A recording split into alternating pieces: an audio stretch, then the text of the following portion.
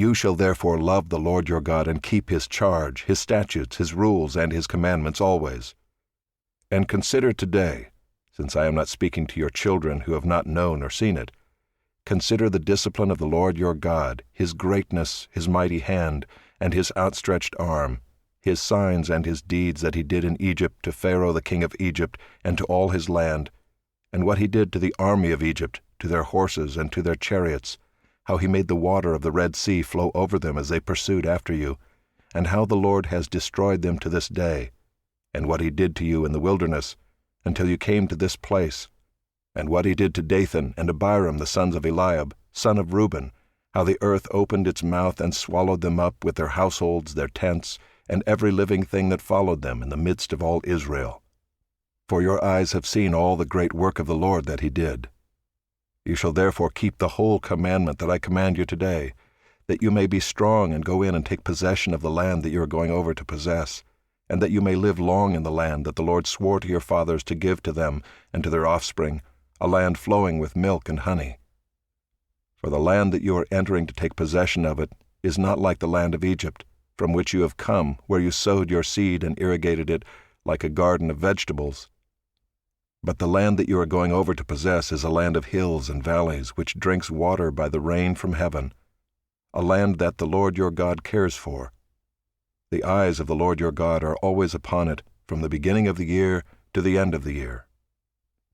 And if you will indeed obey my commandments that I command you today, to love the Lord your God and to serve him with all your heart and with all your soul, he will give the rain for your land in its season, the early rain and the later rain, that you may gather in your grain and your wine and your oil. And he will give grass in your fields for your livestock, and you shall eat and be full. Take care lest your heart be deceived, and you turn aside and serve other gods and worship them. Then the anger of the Lord will be kindled against you, and he will shut up the heavens, so that there will be no rain, and the land will yield no fruit, and you will perish quickly off the good land that the Lord is giving you. You shall therefore lay up these words of mine in your heart and in your soul, and you shall bind them as a sign on your hand, and they shall be as frontlets between your eyes.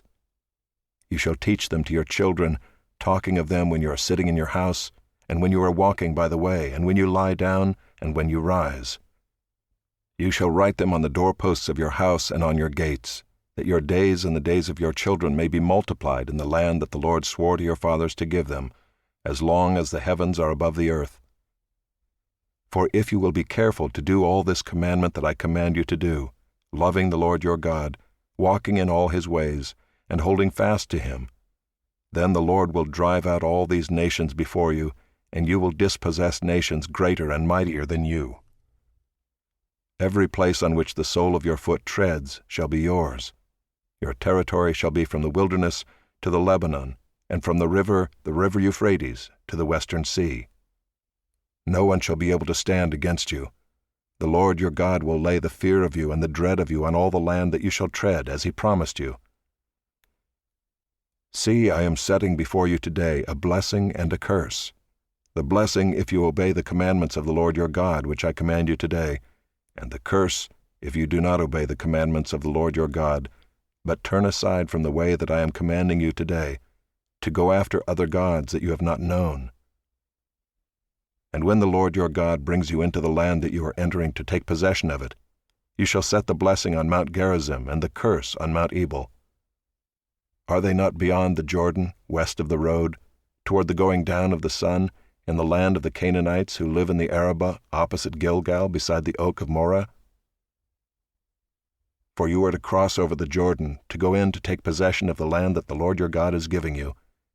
And when you possess it and live in it, you shall be careful to do all the statutes and the rules that I am setting before you today.